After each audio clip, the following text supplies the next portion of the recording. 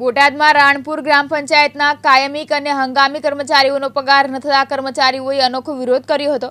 ગ્રામ પંચાયતના કર્મચારીઓનો છેલ્લા 7 મહિનાથી પગાર ન થતા અનોખો વિરોધ કર્યો હતો। કર્મચારીઓએ ઢોલ વગાડી રેલી યોજી લોકો વેરો ભરે તેવા સૂત્રોચ્ચાર કર્યા હતા। પાણી વિભાગ, સફાઈ, સ્ટ્રીટ લાઇટ પટ્ટાવાળા કાયમી અને હંગામી 40 કરતાં વધારે કર્મચારીઓ છે। રાણપુરના લોકોએ વેરો ભરતા નથી, જેથી કર્મચારીઓનો 7 માસથી પગાર ન થતો હોવાનું કર્મચારીઓએ જણાવ્યું હતું। પરમાર ગોસુબા, સરપંચ શ્રી રાણપુર ગ્રામ પંચાયતના કર્મચારીઓએ પગારની માંગ સાથે રેલી કાઢી છે। શું વિગત છે, શું પ્રશ્નો છે? અમારી વસૂલાતની ઝુંબેશ પૂર ઝડપે ચાલે છે। માંગણા બિલ, નોટિસો અને જાહેર જનતાને જાણ થાય એ રીતે બેનરો પણ દરેક સ્થળે લગાડ્યા છે।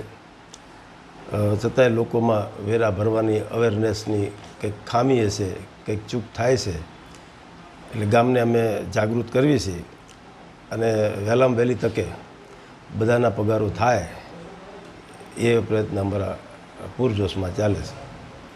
લગભગ 4-5 મહિનાના, કોઈના 2 મહિનાના હોય તો કોઈના 4 મહિનાના હોય એવા પગાર ચડેલા છે। અને ગ્રામ પંચાયતમાં કર્મચારીનો પગાર વેરાથી જ થાય છે। સરકારની ગ્રાન્ટો આવે છે, એમાં અનિયમિતતા બહુ છે, ઘણા ટાઈમથી ગ્રાન્ટ આવી જ નથી, એટલે વેરાથી જ પગાર થાય।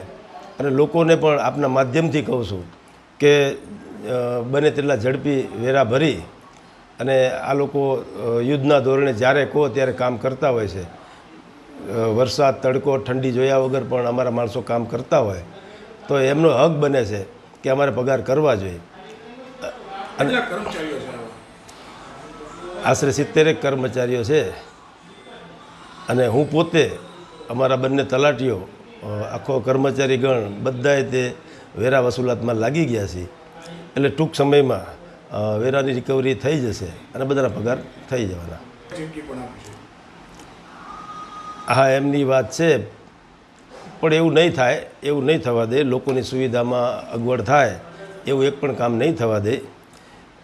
ગમે ત્યાંથી ગમે એમ કરીને તે એમના પગાર કરવા પડશે। અને કર્મચારીઓ પણ બધા સારા છે કે એમ કંઈ કામ બંધ કરે એવા નથી, બધા સારા માણસો છે। એમના દ્વારા એવું કહેવામાં છે 7 આઠમનો તહેવાર આવે છે, પગાર નથી, શું 7 આઠમ પહેલાં પગાર કર્મચારીઓનો થશે ખરો?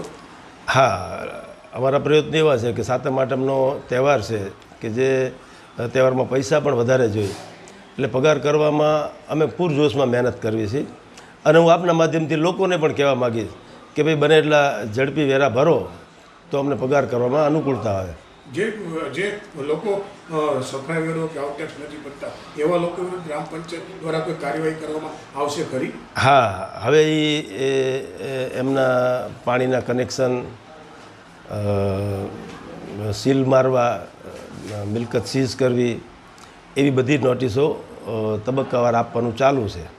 એટલે નહીં ભરે તો ના છૂટકે એ પણ કરવું પડશે। મારું નામ દિલીપભાઈ શાંતિલાલ રાઠોડ છે। તમે રેલી કાઢી છે, શા માટે રેલી કાઢી? આ અમારા કર્મચારી બધાના 7-7, 8-8 પગાર ચડી ગયેલ છે અને બાકીદારો બાકી પૈસા ભરવા આવતા નથી। જે કાંઈ મોટા બાકીદારો હશે એના બોર્ડ ઉપર નામ જાહેર કરવામાં આવશે, એટલે દિવસ 7માં હોટાકસ જે નીકળતો હોય ગ્રામ પંચાયતનો વેરો એ બાકી પૈસા તમારે નીકળતા હોય દિવસ 7માં ભરી જવા વિનંતી। મારું નામ પ્રકાશભાઈ છે, હું રાણપુર ગ્રામ પંચાયતમાં પટ્ટાવાળા તરીકે કામ કરું છું। રાણપુર ગ્રામ પંચાયતના કર્મચારીઓએ રેલી કાઢી છે, શા માટે રેલી કાઢી? અમારા 8-8, 9-9 મહિનાના પગાર બધા કર્મચારીના ચડ્યા છે। રેલી એટલા માટે કાઢી છે કે ગ્રામજનો જો આમાં સાથ સહકાર આપે અને એમના જે વેરા બાકી છે એ આ 7 દિવસમાં ભરે તો આ તહેવારના હિસાબે બધા કર્મચારીને પગાર મળી રહે, એ હેતુથી અમે આ રેલી કાઢી છે। કારણ કે દરેક કર્મચારીને ઘર ચલાવવામાં તકલીફ પડે છે। જો ગામ આ વેરો ના ભરે તો કર્મચારીના પગાર અટકી જાય છે, પંચાયતને બીજી કોઈ આવક નથી। જો આગામી સમયમાં આપનો પગાર નહીં થાય તો આપના દ્વારા કેવા કાર્ય તો ગાંધી ચિંતા માર્ગે જવાની અમારે ફરજ પડશે, કદાચ અમારે હડતાલ ઉપર પણ જવું પડે। પોથાભાઈ શેખલિયા, દિવ્યાંગ ન્યૂઝ, રાણપુર, બોટાદ।